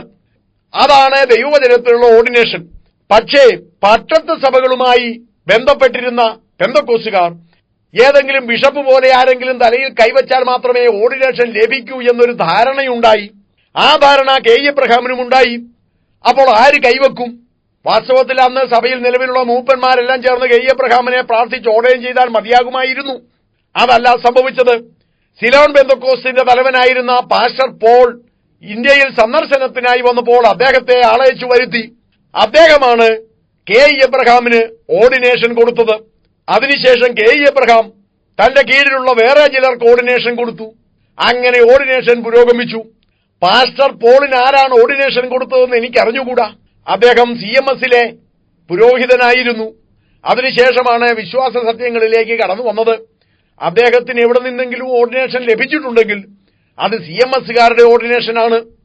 ആ ഓർഡിനേഷനാണ് അദ്ദേഹം കെ എബ്രഹാമിന് പകർന്നു നൽകിയത് എന്ന് പറയാം. അങ്ങനെയെങ്കിൽ നമ്മുടെ ഈ പെന്തക്കോസ്ത് സഭകളിൽ നിലനിൽക്കുന്ന ഓർഡിനേഷന് പിന്തുടർച്ച ആവശ്യമുണ്ടെങ്കിൽ, അങ്ങനെ ആരെങ്കിലും വാദിക്കുന്നുണ്ടെങ്കിൽ അത് CMSകാരുടെ കൈവശം ഇരുന്നതാണ് നമ്മുടെ കൈവശം ഇപ്പോൾ ഇരിക്കുന്നത്. എന്നാൽ ഓർഡിനേഷന് നമ്മൾ വിശ്വസിക്കുന്നത് പോലെ പിന്തുടർച്ച എന്ന് പറയുന്ന കാര്യമില്ല. അത് പട്ടത്തു സഭകളുടെ പഠിപ്പിക്കലാണ്. ആ തെറ്റായ പഠിപ്പിക്കൽ പെന്തക്കോസ്തുകാരും സ്വീകരിച്ചു പോയതാണ്. ഓർഡിനേഷൻ എന്ന് പറഞ്ഞാൽ എന്താണ്? അത് ഞാൻ പറഞ്ഞു കഴിഞ്ഞു. ഒരു പ്രാദേശിക സഭയിലെ ഏതെങ്കിലും ഒരു വ്യക്തിയെ ദൈവവേലയ്ക്ക് വിളിച്ചു എന്ന് ദൈവസഭയ്ക്ക് ബോധ്യമാകുമ്പോൾ ദൈവസഭ ഏതാനും ദിവസം ഉപവസിച്ച് പ്രാർത്ഥിച്ച് ആ വ്യക്തിയുടെ മേൽ സഭയിലെ മൂപ്പന്മാരെല്ലാം കൈവച്ച് പ്രാർത്ഥിച്ച് ദൈവവേലയ്ക്കായി ആ മനുഷ്യനെ വേർതിരിച്ച് ദൈവവേലയ്ക്ക് പറഞ്ഞു വിടുക. അതാണ് ഓർഡിനേഷൻ. ലോക്കൽ സഭയാണ് ഓർഡൈൻ ചെയ്യേണ്ടത്. സംഘടന കൊടുക്കുന്ന ഓർഡിനേഷൻ ദൈവീക ഓർഡിനേഷൻ അല്ല. സംഘടന കൊടുക്കുന്നത് സംഘടനയുടെ അംഗീകാരമാണ്. സംഘടനയ്ക്ക് ദൈവവചനത്തിൽ സ്ഥാനമില്ല. അതുകൊണ്ട് സംഘടന ഓർഡിനേഷൻ കൊടുക്കുമ്പോൾ ആ ഓർഡിനേഷനിലൂടെ ആരും ഒരു വിധത്തിലുള്ള ആത്മീയ അധികാരങ്ങളും പ്രാപിക്കുന്നതുമില്ല. ഇന്ന് വേറെ ചില ഓർഡിനേഷൻ കൂടെ നിലവിലുണ്ട്. ഗൾഫിലോ അമേരിക്കയിലോ അങ്ങനെയുള്ള ഏതെങ്കിലും പ്രദേശത്ത് അല്പസ്വല്പമൊക്കെ ദൈവവേല ചെയ്തോ ചെയ്യാതെയോ ഇങ്ങനെ കഴിഞ്ഞുകൂടുന്ന ചില ആൾക്കാർ തങ്ങൾക്കും എന്തെങ്കിലും ആകണമെന്ന് ആഗ്രഹമുണ്ടാകും. ആവശ്യം പോലെ കാശുണ്ട്, ഇനിയൊന്ന് ഷൈൻ ചെയ്താൽ മതി. അതിനെ വെറും വിശ്വാസിയായിരുന്നാൽ പോരാ, ഒരു പാസ്റ്ററായാൽ ശരിക്കും ഷൈൻ ചെയ്യാം. അതിനെന്താണ് വഴി? അവർ ആലോചിക്കുന്നു. അങ്ങനെ ഇരിക്കെ നാട്ടിൽ നിന്ന് ഏതെങ്കിലും സംഘടനാ നേതാവ്, ഈ വ്യക്തി IPCക്കാരനാണെങ്കിൽ IPCയുടെ നേതാവ്, ചർച്ച് ഓഫ് ഗോഡുകാരനാണെങ്കിൽ ചർച്ച് ഓഫ് ഗോഡിന്റെ നേതാവ്, ഷാരോൻകാരനാണെങ്കിൽ ഷാരോന്റെ നേതാവ്, അങ്ങനെ ആരെങ്കിലും വിദേശത്തെത്തുന്നു. ഉടനെ നേതാവിനെ പോയി കാണുന്നു. നല്ല ഒരു തുക സംഭാവനയായി നൽകുന്നു. നേതാവിന് സന്തോഷമായി. അതിനുശേഷം ഇദ്ദേഹം പറയും, എന്നെയും ഓർഡൈൻ ചെയ്യണം. നേതാവിന് സന്തോഷമേ ഉള്ളൂ. അങ്ങനെ നേതാവ് ഇദ്ദേഹത്തിന് തലയിൽ കൈവച്ച് പ്രാർത്ഥിച്ച് ഓർഡിനേഷൻ കൊടുക്കുന്നതായി അല്ലെ കൊടുത്തതായി പ്രഖ്യാപിക്കും. അന്നു മുതൽ അദ്ദേഹം റെവയായി മാറും. ദൈവവചനത്തിൽ എവിടെയാണ് ഈ തരത്തിലുള്ള ഓർഡിനേഷൻ എന്ന് എനിക്കറിഞ്ഞുകൂടാ. ഞാൻ പെന്തക്കോസ്തുകാരെ വിമർശിക്കുകയാണ്, കളിയാക്കുകയാണെന്നൊക്കെ ഇത് കേൾക്കുമ്പോൾ പലർക്കും തോന്നാം. നിങ്ങൾ മുൻവിധിയോടെ ദയവായി ഈ ക്ലാസ് ശ്രദ്ധിക്കരുത്. നമ്മൾ ഈ കേട്ട രൂപത്തിലുള്ള ഓർഡിനേഷനെ കുറിച്ച് ദൈവവചനത്തിൽ എവിടെയാണ് പറയുന്നത്? പ്രാദേശിക സഭയിലെ മൂപ്പന്മാരല്ലാതെ മറ്റാരെങ്കിലും ഓർഡൈൻ ചെയ്തതായി ദൈവവചനത്തിലുണ്ടോ? ഏതെങ്കിലും സംഘടനയുടെ നേതാവ് എവിടെയെങ്കിലും ചെല്ലുമ്പോൾ പണം കൊടുത്തോ കൊടുക്കാതെയോ പറഞ്ഞോ പാട്ടിലാക്കിയോ എങ്ങനെയെങ്കിലും അദ്ദേഹത്തിന്റെ കൈ തലയിലൊന്ന് വെച്ച് കിട്ടിയാൽ ഓർഡിനേഷനായി, അതോടെ ആത്മീയ ശുശ്രൂഷകനായി എന്ന സിദ്ധാന്തം ദൈവവചനത്തിൽ എവിടെയാണുള്ളത്? ഇങ്ങനെ ലഭിക്കുന്ന ഓർഡിനേഷൻ കൊണ്ട് ആത്മീയ രംഗത്ത് എന്തെങ്കിലും പ്രയോജനമുണ്ടാകുമെന്ന് നിങ്ങൾ വിശ്വസിക്കുന്നുണ്ടോ? ഇത് തികച്ചും വചനവിരുദ്ധമായ കാര്യമാണ്. പണം കൊടുത്ത് പരിശുദ്ധാത്മാവിനെ വാങ്ങാൻ ശ്രമിച്ച സൈമൺ മാഗസിനെ പോലെയുള്ളവരാണ് ഇത് ചെയ്യുന്നത്. അങ്ങനെ ഓർഡിനേഷൻ വാങ്ങിക്കുന്നവരും ഓർഡിനേഷൻ എന്ന പേരിൽ ഇങ്ങനെ ചെയ്തു കൊടുക്കുന്നവരും ശപിക്കപ്പെട്ടവർ. ഇത് ദൈവവചനത്തിന് പുറത്തുള്ളതാണ്. ഇത് സാത്താന്യമാണ്. ദൈവസഭയിൽ ആരൊക്കെയാണ് ശുശ്രൂഷകന്മാരുള്ളത്? പലവട്ടം ഞാൻ പറഞ്ഞു കഴിഞ്ഞു. അപ്പോസ്തലൻ, പ്രവാചകൻ, സുവിശേഷകൻ, ഇടയൻ, ഉപദേഷ്ടാവ് അല്ലെ അധ്യാപകൻ, ഇത്രയും പേർ മാത്രമാണ്. ലോക്കൽ സഭയിൽ ശുശ്രൂഷകന്മാരും ശുശ്രൂഷക്കാർത്തികളും ഉണ്ടാകട്ടെ. അവരുടെ തലവനായി ബിഷപ്പ് അല്ലെ പാസ്റ്റർ ഉണ്ടാകട്ടെ. ഇതാണ് ദൈവസഭയിലുള്ളത്. എന്നാൽ പെന്തക്കോസ്ത് സഭകളിൽ ഇപ്പോൾ അങ്ങനെയല്ല നിലനിൽക്കുന്നത്. ഏതെങ്കിലും ഒരു ബൈബിൾ സ്കൂളിൽ ഒരാൾ പഠിക്കുന്നു. 2 or 3 കൊല്ലം പഠിച്ച് പഠനം പൂർത്തിയാകും. പൂർത്തിയായി കഴിയുമ്പോൾ അവിടെ നിന്ന് സർട്ടിഫിക്കറ്റ് വാങ്ങി പുറത്തു വരും. സ്വന്തം സംഘടനയോട് ചേർന്ന് നിന്ന് പ്രവർത്തനം ആരംഭിക്കും. അങ്ങനെ ആദ്യം പ്രവർത്തിക്കുമ്പോൾ അദ്ദേഹം ഇവാഞ്ചലിസ്റ്റാണ്, പാസ്റ്റർ അല്ല, ഇവാഞ്ചലിസ്റ്റാണ്. കുറെ കാലം ഇങ്ങനെ ഇവാഞ്ചലിസ്റ്റായി പ്രവർത്തിക്കുമ്പോൾ ഒരു ദിവസം അദ്ദേഹത്തിന് ഓർഡിനേഷൻ കിട്ടും. ഓർഡിനേഷൻ എന്ന് പറഞ്ഞാൽ സംഘടനയുടെ നേതാവ് ഇദ്ദേഹത്തിന്റെ തലയിൽ കൈവച്ച് ഓർഡിനേഷൻ കൊടുക്കുന്നതായി പ്രഖ്യാപിക്കും എന്ന് ചുരുക്കം. അങ്ങനെ ഓർഡിനേഷൻ ലഭിക്കുന്നതോടെ അദ്ദേഹം പാസ്റ്റർ എന്ന പേരിൽ അറിയപ്പെടാൻ തുടങ്ങും. പാസ്റ്ററായ വ്യക്തി പിന്നീട് സുവിശേഷകനല്ല, സുവിശേഷകൻ എന്ന പേരിൽ അറിയപ്പെടുകയില്ല. സ്വന്തം പേരെഴുതുമ്പോൾ പാസ്റ്റർ എന്ന് പേര് വെച്ച് തന്നെ എഴുതും. വിശ്വാസികൾ അദ്ദേഹത്തെ പാസ്റ്റർ എന്ന് വിളിച്ചുകൊള്ളണം, അല്ലെങ്കിൽ അദ്ദേഹത്തിന് പിടിക്കയില്ല.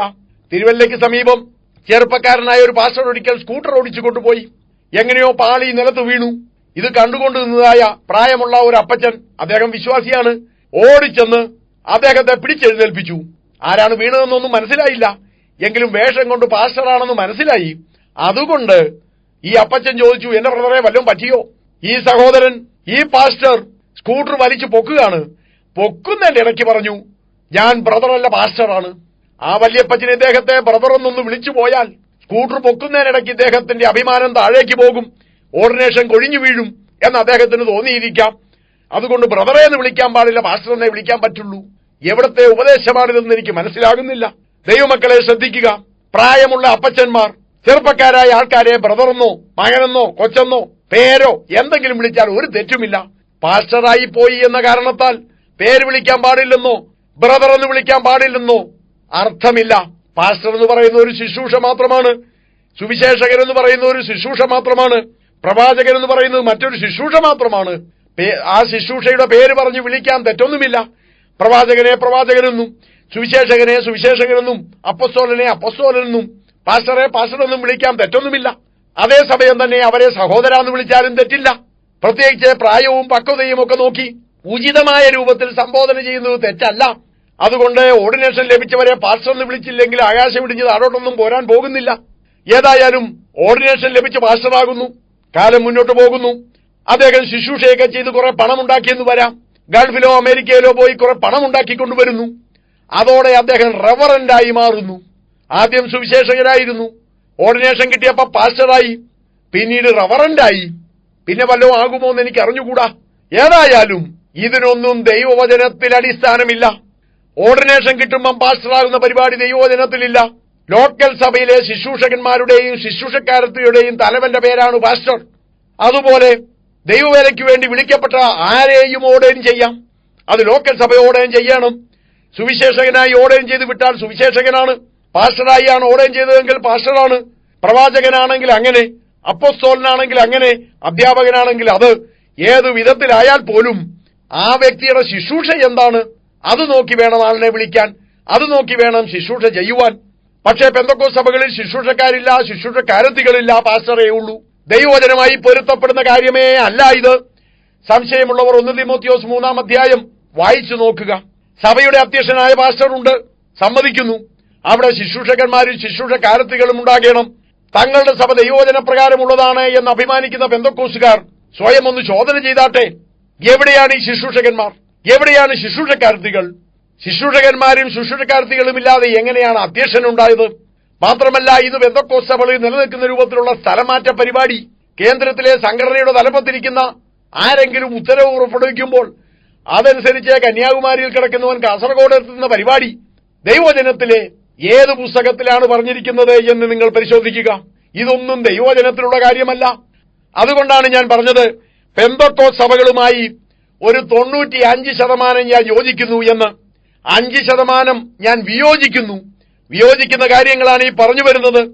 യോജിക്കുന്ന കാര്യങ്ങളെപ്പറ്റി ഇതിന്റെ അവസാനം ഞാൻ പറയാം. ദൈവവചനത്തിലില്ലാത്ത ഒരു കാര്യവും എനിക്ക് യോജിക്കാനാവില്ല. ഉദാഹരണമായി, ഇന്ന് ഭൂരിപക്ഷം പെന്തക്കോസ്ത് സഭകളിലും കൺവെൻഷനുകളുണ്ട്. IPC, Sharon Church of God, Assemblies of God തുടങ്ങിയ സഭകൾക്കെല്ലാം അവരുടെ ജനറൽ കൺവെൻഷൻ ഉണ്ട്. ഒരേ സ്ഥലത്ത് കഴിവുള്ളത്തോളം ഒരേ തീയതികളിൽ ആണ്ടുതോറും നടത്തി വരുന്നു. ആദിമസഭയിൽ അങ്ങനെയൊരു പരിപാടിയില്ലായിരുന്നു. എന്തിനാണ് ഈ കൺവെൻഷൻ എന്ന് ചോദിച്ചാൽ അവർക്കും അറിഞ്ഞുകൂടാ. പട്ടത്ത് സഭകളിൽ പെരുന്നാളുള്ളതുപോലെ പെന്തക്കോസ്തുകാർക്ക് കൺവെൻഷൻ, അതുപോലെ ഡിസ്ട്രിക്ട് കൺവെൻഷൻ വേറെയുണ്ട്. കാശുള്ള പ്രാദേശിക സഭകളെല്ലാം കൺവെൻഷൻ വെക്കും. അതൊക്കെ സ്ഥിരം അങ്ങനെ ഒരു ആചാരം പോലെ നടന്നു പോകുകയാണ്. കൺവെൻഷൻ പ്രസംഗകരെന്ന് പറയുന്ന ഒരു കൂട്ടർ അവർ നിലവിലുണ്ട്. എന്താണ് അവർ പ്രസംഗിക്കുന്നതെന്ന് ഇപ്പോൾ പലർക്കും മനസ്സിലാകാറില്ല. ചെപ്പടി വിദ്യകൾ കൊണ്ട് ജനത്തെ കബളിപ്പിക്കുകയാണ് ചെയ്യുന്നത്. ദൈവവചനത്തിൽ നിന്ന് ഏതെങ്കിലും ഒരു വാക്യമെടുത്ത് വാലും തലയുമില്ലാത്ത വിധത്തിൽ വ്യാഖ്യാനിച്ച് ജനത്തെ ഇളക്കുക മാത്രമാണ് ചെയ്യുന്നത്. മറ്റൊന്നാണ് ക്രൂസൈഡ്, കുരിശുയുദ്ധം. കുരിശുയുദ്ധം എന്ന് പറഞ്ഞാൽ എന്താണെന്ന് അറിയണമെങ്കിൽ അല്പം ചരിത്രം പഠിച്ചാൽ മതി. ക്രിസ്തു മതത്തിന്റെ പേരിൽ, ക്രിസ്തുവിന്റെ പേരിൽ, ദൈവസഭയുടെ പേരിൽ കത്തോലിക്കർ കാട്ടിക്കൂട്ടിയ കൊള്ളരുതായ്മകളുടെ പേരാണ് ക്രൂസൈഡ് എന്ന് പറയുന്നത്. നിരവധി ക്രൂസൈഡുകൾ ഉണ്ടായിട്ടുണ്ടെങ്കിലും 4 ക്രൂസൈഡുകളാണ് പ്രധാനപ്പെട്ടത്. വാസ്തവത്തിൽ ക്രിസ്ത്യാനികൾക്ക് ദുഷ്പേരുണ്ടാക്കിയ പരിപാടിയാണ് ഈ ക്രൂസൈഡ്. ക്രൂസൈഡിനെ കുറിച്ച് ഒരു ചരിത്രകാരൻ രേഖപ്പെടുത്തിയിരിക്കുന്നത്, കുരിശുയുദ്ധക്കാരെ ദൈവം കൈവിടുന്നതിന് മുൻപായി കുരിശുയുദ്ധക്കാർ ദൈവത്തെ കൈവിട്ടു എന്നാണ്. അത്രമാത്രം ഹീനമായ പ്രവർത്തനങ്ങളാണ് കുരിശുയുദ്ധക്കാർ ചെയ്തത്. ഒരു കർണത്തടിച്ചാൽ മറു കർണം കൂടെ കാണിച്ചു കൊടുക്കാൻ പറഞ്ഞ കർത്താവായ യേശു ക്രിസ്തുവിന്റെ ശിഷ്യന്മാർക്ക് സ്വപ്നത്തിൽ പോലും വിചാരിക്കാനോ ചിന്തിക്കാനോ ആവാത്ത കാര്യങ്ങൾ, അത്ര നിഷ്ഠൂരമായ പ്രവർത്തനങ്ങൾ, അതാണ് അവർ ചെയ്തത്. എന്റെ വിഷയം അതല്ലാത്തതിനാൽ ഞാനിവിടെ വിവരിക്കുന്നില്ല. ദൈവമക്കളെ, ദുഃഖത്തോടെ പറയട്ടെ, സുവിശേഷ യോഗങ്ങൾക്ക് ക്രൂസൈഡ് എന്ന് പേര് വിളിക്കുന്നത് തെറ്റാണ്. ഇത് കുരിശുയുദ്ധങ്ങളല്ല, വെറും സുവിശേഷ യോഗങ്ങളാണ്. നമ്മുടെ പോരാട്ടങ്ങൾ അത് ഈ ഭൂമിയിലുള്ള മനുഷ്യരോടല്ല. കുരിശുയുദ്ധം നടത്തി മുസ്ലിങ്ങളെ കൊന്നുമുടിച്ചതുപോലെയല്ല. നാം നടത്തുന്നത് സാത്താനെതിരായിട്ടുള്ള പോരാട്ടമാണ്. ഭൂമിയിലുള്ള ഒരു മനുഷ്യനെതിരായിട്ടും നമ്മൾ പോരാടുന്നില്ല. നാം കുരിശ് യുദ്ധവും നടത്തുന്നില്ല. നമ്മുടെ യുദ്ധം കുരിശും കൊണ്ടുപോയിയുമല്ലോ. നാം നടത്തുന്ന യുദ്ധം അത് സാത്താനെതിരായിട്ടാണ്. അതിനപ്പുറത്തുള്ളതായി ഒരു യുദ്ധവും ഒരു ക്രൂസൈഡും ദൈവസഭയിലുള്ളതല്ല. നാം സുവിശേഷ യോഗങ്ങൾ നടത്തുന്നതിൽ തെറ്റില്ല. സുവിശേഷം കേട്ടിട്ടില്ലാത്ത പ്രദേശങ്ങളിൽ ചെന്ന് ദൈവത്തിന്റെ നിർമ്മല വചനം മനുഷ്യന് മനസ്സിലാകുന്ന ഭാഷയിൽ പ്രസംഗിക്കണം. സുവിശേഷം കേട്ടിട്ടില്ലാത്തവർക്ക് അവർക്ക് മനസ്സിലാകാത്ത കാര്യങ്ങളൊന്നും പറഞ്ഞു പിടിപ്പിക്കരുത്. ഞങ്ങളുടെ ദേശത്ത് ഒരു പ്രസംഗകൻ കടന്നു വന്നു. വലിയ കൺവെൻഷനാണ്, ജനം കൂടിയിട്ടുണ്ട്. ഭൂരിപക്ഷവും ബൈബിൾ അറിഞ്ഞുകൂടാത്തവരാണ്. അദ്ദേഹം പറയുകയാണ്, ഇന്ന് ഞാൻ ബൈബിളിലെ കല്ലുകളെ കുറിച്ചാണ് പ്രസംഗിക്കാൻ പോകുന്നത്. എന്താണാവോ അതുകൊണ്ടുള്ള ഫലം? ബൈബിൾ എന്താന്ന് പോലും അറിഞ്ഞുകൂടാത്തവരോട് ഈ മനുഷ്യൻ നിന്ന് പ്രസംഗിക്കുന്നു, ബൈബിളിലെ കല്ലുകൾ. യാക്കോബ് തലയണയായി കല്ലുവച്ചു, അവസാനം എണ്ണയൊഴിച്ചു എന്നൊക്കെ പറഞ്ഞാൽ ജനത്തിന് എന്താണാവോ മനസ്സിലാകുക? ചിലർ ഉത്തമഗീതത്തിൽ നിന്നെടുത്ത് പ്രസംഗിക്കാറുണ്ട്. ചിലർ അശ്ലീല ചുവയുള്ള തമാശകളൊക്കെ പറഞ്ഞ് ജനത്തെ രസിപ്പിച്ച് പ്രസംഗിക്കാറുണ്ട്. ദൈവമക്കളെ, സൂക്ഷിക്കുക, ഇതൊന്നും സുവിശേഷ പ്രസംഗമല്ല. കർത്താവായ യേശു കാൽവറിയിൽ മരിച്ചു. കർത്താവിന്റെ ക്രൂശ് മരണത്താൽ ആ ക്രൂശ് മരണത്തിൽ വിശ്വസിക്കുന്ന സകലർക്കും തികച്ചും സൗജന്യമായി നീതീകരണം ലഭിക്കും, പാപമോചനം ലഭിക്കും. അവനെ കൈക്കൊണ്ട് അവന്റെ നാമത്തിൽ വിശ്വസിക്കുന്ന ഏവർക്കും ദൈവമക്കളാകുവാൻ അവൻ അധികാരം കൊടുത്തു. അങ്ങനെ യേശുക്രിസ്തുവിനെ രക്ഷിതാവായി സ്വീകരിച്ച് പാപമോചനം പ്രാപിച്ച് നിത്യരക്ഷ പ്രാപിക്കണം. ഈ നിർമ്മല സുവിശേഷം ജനങ്ങൾക്ക് മനസ്സിലാകുന്ന ഭാഷയിൽ പറയുന്നതിന്റെ പേരാണ് സുവിശേഷ യോഗം. അതല്ലാത്തത് മറ്റെന്തെങ്കിലും ആകാം, അത് സുവിശേഷ യോഗമല്ല. സുവിശേഷ യോഗം ക്രൂസൈഡല്ല. ആണ്ടുതോറും ലക്ഷക്കണക്കിന് രൂപ മുടക്കി ഒരേ സ്ഥലത്ത് കൺവെൻഷൻ നടത്തി എന്തൊക്കെയോ സാധിച്ചു എന്ന് കരുതുന്നവർ തങ്ങളുടെ ആ പണം സുവിശേഷം കേട്ടിട്ടില്ലാത്ത ഏതെങ്കിലും പ്രദേശങ്ങളിൽ സുവിശേഷം അറിയിക്കാൻ വേണ്ടി വിനിയോഗിക്കാൻ ശ്രദ്ധിക്കേണ്ടതാണ്. ദൈവം നമുക്ക് തന്നതായ പണം അനാവശ്യമായി നാം ദുർവിനിയോഗം ചെയ്യരുത്. പെന്തക്കോസ്തുകാരുടെ ഇടയിൽ നിലനിൽക്കുന്ന മറ്റൊരു പ്രശ്നമാണ് സാമ്പത്തിക അഴിമതി. ആദ്യകാലങ്ങളിൽ സാമ്പത്തിക അഴിമതി ഇല്ലായിരുന്നു. എന്നാൽ കാലക്രമത്തിൽ പണം വർദ്ധിച്ചതോടുകൂടി പെന്തക്കോസ്ത് സഭകളിൽ സാമ്പത്തിക അഴിമതി എന്ന് പറയുന്നത് സ്ഥിരം പരിപാടിയായി തീർന്നു. സംഘടനയുടെ നേതാക്കന്മാർ തങ്ങളുടെ സ്വന്തം സംഘടനകൾ ഉണ്ടാക്കും, ട്രസ്റ്റോ സൊസൈറ്റിയോ എന്തെങ്കിലും ഉണ്ടാക്കും. എന്നിട്ട് വിദേശ രാജ്യങ്ങളിൽ സന്ദർശനം നടത്തും. അവിടെ നിന്ന് ലഭിക്കുന്നതായ പണം തങ്ങൾ ഉൾപ്പെട്ടു നിൽക്കുന്ന സംഘടനയ്ക്കല്ല, തങ്ങളുടെ സ്വകാര്യ സംഘടനയ്ക്കാണ് നൽകുക. അങ്ങനെ സംഘടനയുടെ നേതാക്കന്മാർ തങ്ങളുടെ സ്വകാര്യ സംഘടനകളെ വളർത്തും. ആ പണമൊക്കെയും അത് പൊതുമുതലായി കൊടുത്തതാണ്, എന്നാൽ അവർ അത് സ്വകാര്യ സ്വത്താക്കി മാറ്റുന്നു. ആ വിധത്തിൽ ഇന്ന് പെന്തക്കോസ്ത് സംഘടനകളുടെ തലപ്പത്തിരിക്കുന്ന നിരവധി ആളുകൾ കോടീശ്വരന്മാരായി മാറിക്കഴിഞ്ഞു. ഒരു നേതാവിന് ബാങ്കിലെ ഏറ്റവും വലിയ നിക്ഷേപകനുള്ള അവാർഡ് വരെ ഏതാനും വർഷം മുമ്പ് കിട്ടുകയുണ്ടായി. അങ്ങനെ സാമ്പത്തിക അഴിമതി പെന്തക്കോസ്ത് സഭകളിൽ കൊടികുത്തി വാഴുകയാണ്. അതുപോലെ പെന്തക്കോസ്ത് സഭകളിൽ ദുർനടപ്പും ഏറെയുണ്ട്. ആദ്യകാലങ്ങളിൽ ജീവിത വിശുദ്ധി സൂക്ഷിക്കുന്നവരായിരുന്നു ദൈവസഭയുടെ നേതാക്കന്മാർ. എന്നാൽ കാലക്രമത്തിൽ പണമുണ്ടായി, നല്ല ഭക്ഷണമൊക്കെ കഴിച്ച് അങ്ങനെ ജീവിച്ചപ്പോൾ ദൈവത്തെ ഇവർ സ്വാഭാവികമായും മറന്നു. ശരീര സുഖങ്ങൾക്കു വേണ്ടി, ലൈംഗിക സുഖങ്ങൾക്കു വേണ്ടി അവർ വാഞ്ചിച്ചു. അങ്ങനെ ദുർനടപ്പ് സഭയിൽ കടന്നു വന്നു. അതിന്റെ വിശദാംശങ്ങളിലേക്ക് ഞാൻ കടക്കുന്നില്ല. എങ്കിലും പെന്തക്കോസ്ത് നേതാക്കന്മാരിൽ പലരും വലിയ ദുർനടപ്പുകാരാണ്. പെന്തക്കോസ്ത് പാസ്റ്റർമാരിൽ ചിലർ ദുർനടപ്പെ തൊഴിലാക്കിയവരാണ്. ദൈവമക്കളെ, ദുഃഖത്തോടെ പറയട്ടെ, പാസ്റ്റർമാരെയും മറ്റും വീട്ടിൽ കയറ്റുന്നത് വളരെ സൂക്ഷിച്ചു വേണം. സാധുക്കളായ പാസ്റ്റർമാരുണ്ട്, നല്ലവരായ പാസ്റ്റർമാരുണ്ട്, അത് ഞാൻ അംഗീകരിക്കുന്നു. എന്നാൽ കള്ളനോട്ടും നല്ല നോട്ടും തമ്മിൽ തിരിച്ചറിയുവാൻ നിങ്ങൾക്ക് ഒരുപക്ഷെ കഴിയാതെ പോയേക്കാം. അതുകൊണ്ട് പലരെയും വീട്ടിൽ കയറ്റുന്നത് സൂക്ഷിച്ചു വേണം. കള്ളനാണോ നല്ലതാണോ എന്ന് നിങ്ങൾക്കറിയാൻ പറ്റില്ല. വലിയ ഭക്തിയൊക്കെ നടിച്ചു നടക്കുന്ന ചിലർ തികഞ്ഞ ദുർനടപ്പുകാരാണ്. അവരെ വീട്ടിൽ കയറ്റിയാൽ അവർ ദുർനടപ്പുണ്ടാക്കും. അവരെ വീട്ടിൽ കയറ്റിയാൽ നിങ്ങളുടെ ഭാര്യയോ മക്കളോ അവരുടെ ദുർനടപ്പിന് ഇരയായി തീരും. അതുകൊണ്ട് സൂക്ഷിക്കുക. അകലം വിട്ടു മാത്രമുള്ള ബന്ധം മതി. ദൈവത്തെ വിശ്വസിക്കുക. ദൈവദാസനാണെന്ന് പറഞ്ഞു നടക്കുന്ന എല്ലാവരെയും വിശ്വസിക്കാതിരിക്കുക. അപകടങ്ങളിൽ ചെന്ന് ചാടാതിരിക്കുക. പെന്തക്കോസ്ത് സഭകളിൽ കള്ളപ്രവചനം ഇന്ന് ഒരു തൊഴിലാക്കി നടക്കുന്നവരുണ്ട്. 1-ാം നൂറ്റാണ്ടിലുണ്ടായിരുന്നത് പോലെയുള്ള പ്രവചന ശുശ്രൂഷ ഇന്നും നിലനിൽക്കുന്നു. എല്ലാവിധ കൃപാവരങ്ങളും നിലനിൽക്കുന്നു. ദൈവാത്മാവിൽ നിറഞ്ഞുള്ള പ്രവചനം ഇന്നും നിലനിൽക്കുകയാണ്. എന്നാൽ പെന്തക്കോസ്ത് സഭകളിൽ പലയിടത്തും അങ്ങനെയല്ല. ഇപ്പോൾ പെന്തക്കോസ്ത് സഭകളിലുള്ള പ്രവാചകന്മാരിൽ ഭൂരിപക്ഷവും ഇന്ന് കള്ളപ്രവാചകന്മാരാണ്. ഉദരപൂരണത്തിനായി, ധനസമ്പാദനത്തിനായി, ദുർനടപ്പിനായി അവർ പ്രവചനത്തെ മറയാക്കുകയാണ് ചെയ്യുന്നത്. ചിലർ ബുദ്ധി കൊണ്ട് പ്രവചിക്കുന്നു, ചിലർ ദുരാത്മാവിൽ പ്രവചിക്കുന്നു. ഏതായാലും അവരെ സൂക്ഷിക്കുക. പ്രവാചകന്മാരുടെ ശല്യം പെന്തക്കോസ്ത് സഭകളിൽ അനുദിനം വർദ്ധിച്ചു വരികയാണ്. വ്യാജ രോഗശാന്തി ശുശ്രൂഷകളും പെന്തക്കോസ്ത് സഭകളിൽ ഏറെയുണ്ട്. നടക്കാത്ത രോഗശാന്തി നടന്നെന്ന് പ്രചരിപ്പിച്ച് അവർ ജനങ്ങളെ വഞ്ചിക്കുകയാണ്. 1-ാം നൂറ്റാണ്ടിൽ രോഗികളെ സൗഖ്യമാക്കിയതുപോലെ തന്നെ ഇന്നും രോഗികളെ സൗഖ്യമാക്കാൻ ദൈവത്തിന് കഴിയും. ദൈവം സൗഖ്യമാക്കുന്നുമുണ്ട്.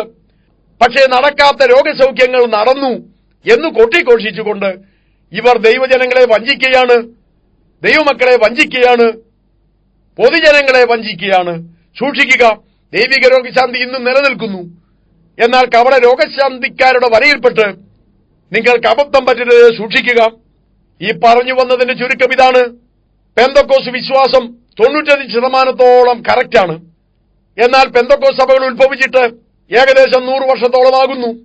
ഒരുപക്ഷെ 100 വർഷത്തിലധികവുമായി കാണാം. ഈ 1 നൂറ്റാണ്ട് കാലം കൊണ്ട് പെന്തക്കോസ്ത് സഭകൾ വളരെ അധപ്പതിച്ചിരിക്കുന്നു. വേറൊരർത്ഥത്തിൽ പറഞ്ഞാൽ ഇന്ന് ഈ പെന്തക്കോസ്ത് സഭകൾ കള്ളന്മാരുടെ ഗുഹയായി മാറിക്കഴിഞ്ഞിരിക്കുന്നു. സാധുക്കളായ നിരവധി വിശ്വാസികൾ ഈ സഭകളിലുണ്ട്. സാധുക്കളായ നിരവധി ശുശ്രൂഷകന്മാരുണ്ട്. പക്ഷേ ഭൂരിപക്ഷവും കള്ളന്മാരാണ്. ആകയാൽ സൂക്ഷിക്കുക. അബദ്ധങ്ങളിൽ ചാടരുത്. ഇത്രയുമൊക്കെ പറയുമ്പോൾ പലർക്കും സംശയം തോന്നും. കത്തോലിക്ക സഭ തെറ്റ്, യാക്കോബ സഭ തെറ്റ്, മർത്തോമാ സഭ തെറ്റ്, ഇവാഞ്ചലിക്ക സഭ തെറ്റ്, ബ്രദറൻ സഭ തെറ്റ്, ഇപ്പൊ അതാ പെന്തക്കോസ്ത് സഭയും തെറ്റ്. പിന്നെ ഞങ്ങൾ എന്താ ചെയ്യണം? അത് ഞാൻ പലവട്ടം പറഞ്ഞു കഴിഞ്ഞല്ലോ. ലോകത്തിലുള്ള ഒരു സംഘടനയും ദൈവികമല്ല. ഇപ്പോൾ ഈ പറഞ്ഞ പേരൊക്കെ ഇതൊക്കെ സംഘടനയുടെ പേരാണ്. കത്തോലിക്ക സഭ അത് സഭയല്ല, സംഘടനയാണ്. ഓർത്തഡോക്സ് സഭ അല്ലെങ്കിൽ യാക്കോബ സഭ അല്ലെങ്കിൽ മർത്തോമ സഭ അത് സംഘടനയാണ്, സഭയല്ല. ബ്രദറൻ സഭകൾ അവരൊരു കാര്യം ചെയ്യുന്നു. അവരുടെ പ്രാദേശിക സഭകളെയാണ് സഭകളെന്ന് വിളിക്കുന്നത്. അത്രത്തോളം നല്ലത്. IPC, ശാരോൺ ചർച്ച കോഡ്, അസംബ്ലീസ് കോഡ് തുടങ്ങിയതൊന്നും സഭയല്ല, സംഘടനയാണ്. ഞാൻ പറഞ്ഞു വന്നത് സഭയ്ക്ക് തെറ്റി എന്നല്ല. ഞാൻ പറഞ്ഞു വന്നത് സംഘടനയ്ക്ക് തെറ്റി എന്നാണ്. സംഘടന ദൈവവചനത്തിലുള്ളതല്ല. സംഘടനയ്ക്കാണ് തെറ്റിയത്. സംഘടനയുടെ നേതാക്കന്മാർക്കാണ് തെറ്റിയത്. ദൈവസഭയ്ക്ക് തെറ്റിയില്ല. ദൈവസഭ ദൈവവചനത്തിന്റെ പരിധിക്കുള്ളിൽ നിന്നാൽ ഒരളവ് വരെയെങ്കിലും തെറ്റാതെ മുന്നോട്ട് പോകുവാൻ കഴിയും. ദൈവവചനത്തിന്റെ പരിധിക്കുള്ളിൽ നിന്ന സഭയാണ് കൊരിന്തിലെ സഭ. പക്ഷേ അപ്പന്റെ ഭാര്യയെ വെച്ചുകൊണ്ടിരിക്കുന്ന വ്യക്തി പോലും അവിടെ ഉണ്ടായിരുന്നു. അത് ഇന്നും ഉണ്ടായെന്ന് വരാം. ഒരിക്കലും തികഞ്ഞ ഒരു സഭയുണ്ടാകയില്ല. ഒരു കുറ്റവുമില്ലാത്ത, കുറ്റമറ്റതായ ഒരു സഭയുണ്ടാകുക അത്ര എളുപ്പമല്ല. എങ്കിലും ഇന്നുള്ള പ്രശ്നങ്ങൾ ഒരളവ് വരെ പരിഹരിക്കാനുള്ള പരിഹാരമാർഗം കൂടെ പറയാതിരിക്കുന്നത് ശരിയല്ലല്ലോ. പരിഹാരം ഇത്രമാത്രം: ദൈവവചനത്തിലേക്ക് മടങ്ങിപ്പോകുക. എന്താണ് ചെയ്യേണ്ടത്? ഒരു സഭ ഉത്ഭവിക്കുന്നതിനെ കുറിച്ച് ഞാൻ പറയാം. ഒരു സുവിശേഷകൻ ഒരു സ്ഥലത്ത് വന്ന് പ്രസംഗിക്കുന്നു, പഠിപ്പിക്കുന്നു. കാലക്രമത്തിൽ അവിടെ ഒരു സഭയുണ്ടാകും, സഭ വളരും. അപ്പോൾ ആ സഭയിൽ ശുശ്രൂഷകന്മാരും ശുശ്രൂഷക്കാർത്തികളും ഉണ്ടാകണം.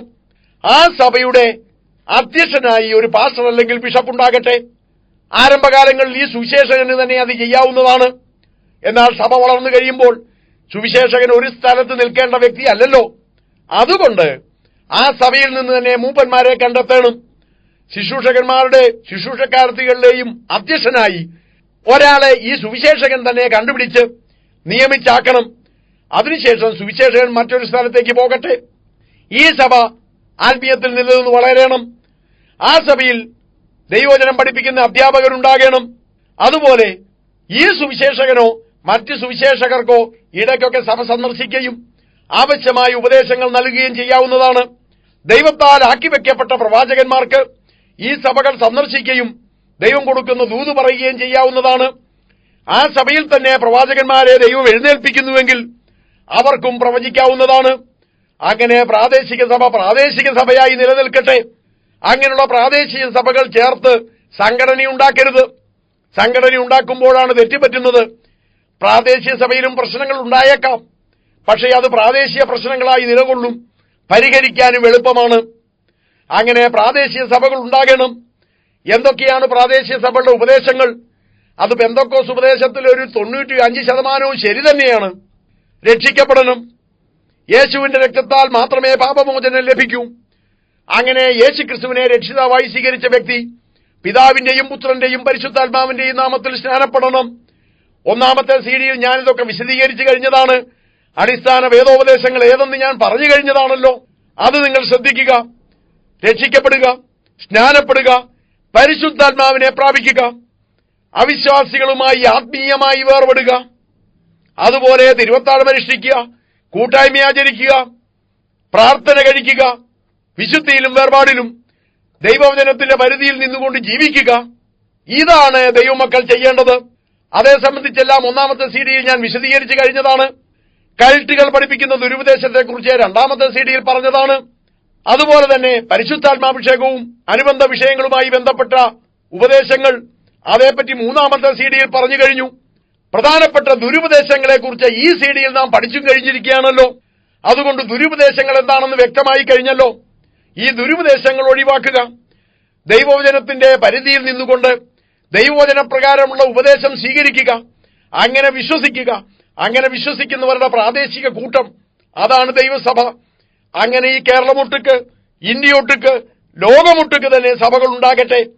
മാനസാന്തരപ്പെട്ടവർ, രക്ഷിക്കപ്പെട്ടവർ, അത് ചെയ്തതിനു ശേഷം സ്നാനമേറ്റവർ, പരിശുദ്ധാത്മാഭിഷേകം പ്രാപിച്ചവർ, അവിശ്വാസികളുമായി ആത്മീയമായി വേർപാട് പാലിക്കുന്നവർ, അങ്ങനെയുള്ളവർ പ്രാദേശികാടിസ്ഥാനത്തിൽ കൂടി വന്ന് പ്രാദേശിക സഭകൾ ഉണ്ടാകട്ടെ. ഈ പ്രാദേശിക സഭകൾ ചേർത്ത് സംഘടനയുണ്ടാക്കരുത്. അതിന്റെ ആവശ്യമില്ല. ആർക്കെങ്കിലും തങ്ങളുടെ പ്രാദേശിക സഭ രജിസ്റ്റർ ചെയ്യണമെന്ന് ആഗ്രഹമുണ്ടെങ്കിൽ അത് സൊസൈറ്റി ആയിട്ടല്ല, ട്രസ്റ്റായിട്ട് രജിസ്റ്റർ ചെയ്യട്ടെ. കാരണം രാജ്യത്തെ നിയമമനുസരിച്ച് സൊസൈറ്റി ചാരിറ്റബിൾ പർപ്പസിന് മാത്രമേ കൊള്ളൂ. എന്നാൽ ട്രസ്റ്റ് എന്ന് പറയുന്നത് നിയമപരമായി എന്തിനു വേണ്ടിയുമാകാം. അങ്ങനെ അത് ട്രസ്റ്റായിട്ട് രജിസ്റ്റർ ചെയ്യുക. അതിന്റെ കീഴിൽ മറ്റ് സഭകളൊന്നും വേണ്ട. പുതിയൊരു സഭ ഈ സഭയുടെ പ്രവർത്തന ഫലമായി ഉണ്ടായാൽ അതൊരു സ്വതന്ത്ര സഭയായി തന്നെ നിലനിൽക്കട്ടെ. പ്രാദേശിക സഭകൾക്ക് രജിസ്ട്രേഷൻ കൂടിയേ കഴിയൂ എന്ന് ഞാൻ പറഞ്ഞിട്ടില്ല. ആർക്കെങ്കിലും രജിസ്ട്രേഷൻ ആവശ്യമാണെന്ന് തോന്നുന്നു എങ്കിൽ പ്രാദേശിക സഭകൾ ട്രസ്റ്റായി രജിസ്റ്റർ ചെയ്യട്ടെ എന്നാണ് ഞാൻ പറഞ്ഞത്. വിവാഹം നടത്താൻ എന്ത് ചെയ്യുമെന്ന് ചിലർ ചോദിക്കും. അതിനെ രജിസ്ട്രാർ ഓഫീസുണ്ട്. വിവാഹം ഉറപ്പിച്ചതിന് ശേഷം നോട്ടീസ് കൊടുക്കുക. 30 ദിവസത്തെ നോട്ടീസ് കൊടുത്തതിന് ശേഷം അവിടെ വിവാഹം രജിസ്റ്റർ ചെയ്യുക. നിയമപരമായ സർട്ടിഫിക്കറ്റ് ലഭിക്കും. സഭയിൽ വെച്ചും വല്ലോ നടത്തണമെന്ന് നിങ്ങൾക്ക് ആഗ്രഹം തോന്നുന്നെങ്കിൽ വിവാഹം രജിസ്റ്റർ ചെയ്യുന്ന അന്ന്, വിവാഹം രജിസ്റ്റർ ചെയ്യുന്നതിന് മുൻപോ അതിനുശേഷമോ ദൈവമക്കളെ വിളിച്ചുകൂട്ടി അവരുടെ മുമ്പിൽ വെച്ച് ദൈവം മുമ്പാകെ സത്യപ്രതിജ്ഞ ചെയ്യുന്നതിൽ തെറ്റൊന്നുമില്ല. അതിന് കാർമ്മികത്വം വഹിക്കാൻ പാസ്റ്റർ, സഭയുടെ ഇടയൻ അതിന് ചുമതലയേക്കുന്നതിലും തെറ്റൊന്നുമില്ല.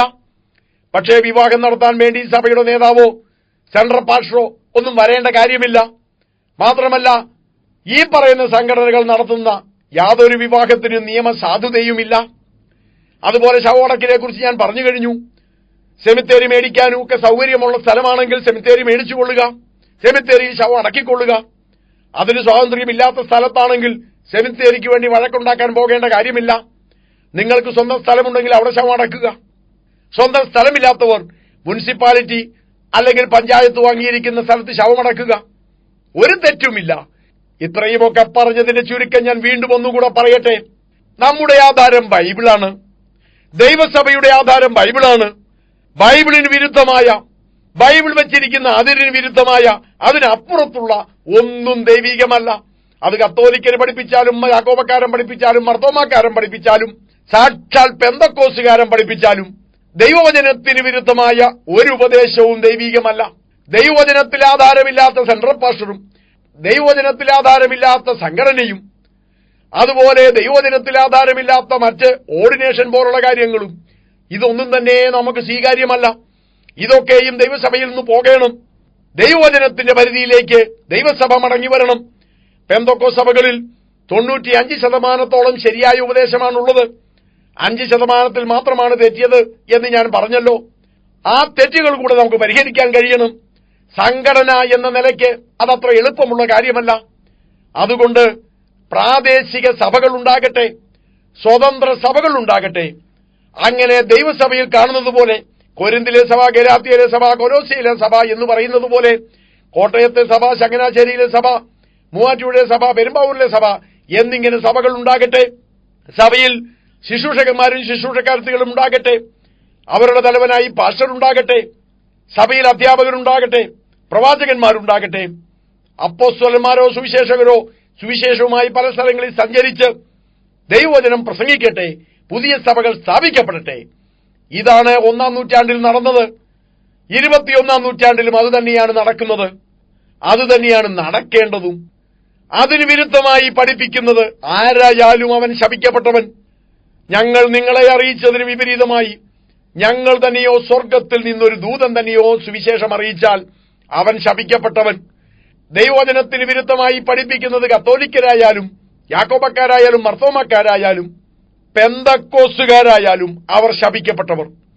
ദൈവവചനത്തിന്റെ അതിർ വിട്ടുപോകുന്ന ആർക്കും ദൈവമില്ല. ആകയാൽ ദൈവമക്കളെ, ദൈവവചനത്തിന്റെ അതിരിലേക്ക് നിങ്ങൾ മടങ്ങി വരണം. പെന്തക്കോസ്തുകാരെ വിമർശിച്ചു എന്ന് പറഞ്ഞ് നിങ്ങൾ ആരും എന്നെ കല്ലെറിയാൻ വരരുതേ. ഞാൻ ദൈവവചനം പ്രസംഗിക്കുന്ന വ്യക്തിയാണ്. ഞാൻ ദൈവദാസനാണ്. എന്റെ യുദ്ധം സാത്താനെതിരായിട്ടാണ്. ഞാൻ യഹോവയ്ക്ക് വേണ്ടിയാണ് പോരാടുന്നത്. അതുകൊണ്ട് എനിക്ക് മുഖപക്ഷമില്ല.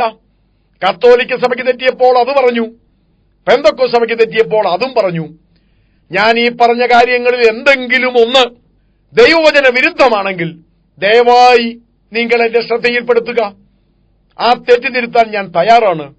എന്നാൽ ഞാൻ ഈ പറഞ്ഞ കാര്യങ്ങളൊക്കെ 66 പുസ്തകങ്ങൾ അടങ്ങുന്ന ദൈവവചനത്തിന് അനുയോജ്യമായ, അനുസൃതമായ കാര്യങ്ങളാണ് എങ്കിൽ തെറ്റിയിരിക്കുന്നത് എനിക്കല്ല, നിങ്ങൾക്കാണ്. ആ തെറ്റുകൾ നിങ്ങൾ തിരുത്തുക. ഈ വചനങ്ങളാൽ കർത്താവ് നിങ്ങളെ സഹായിക്കട്ടെ.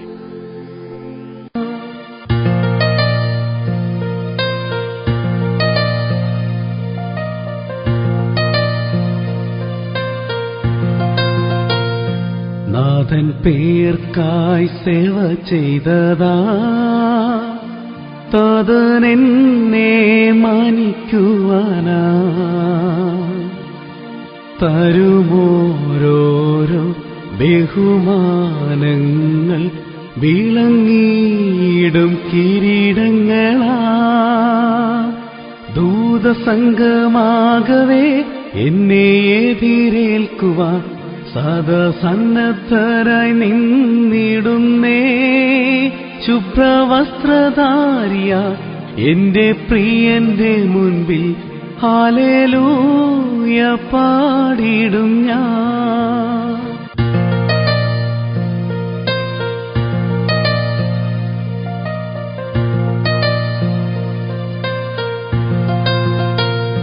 കൈകളാൽ തീർക്കപ്പെടാത്തതാ പുതുശാലേം നഗരമതിൽ സദാകാലം ഞാൻ മണവാട്ടിയായി പരനോടു കൂടെ വാഴുമേ. ദൂതസംഘമാകവേ എന്നെ എതിരേൽക്കുവാൻ സദസന്നദ്ധരായി നിന്നിടുന്നേ.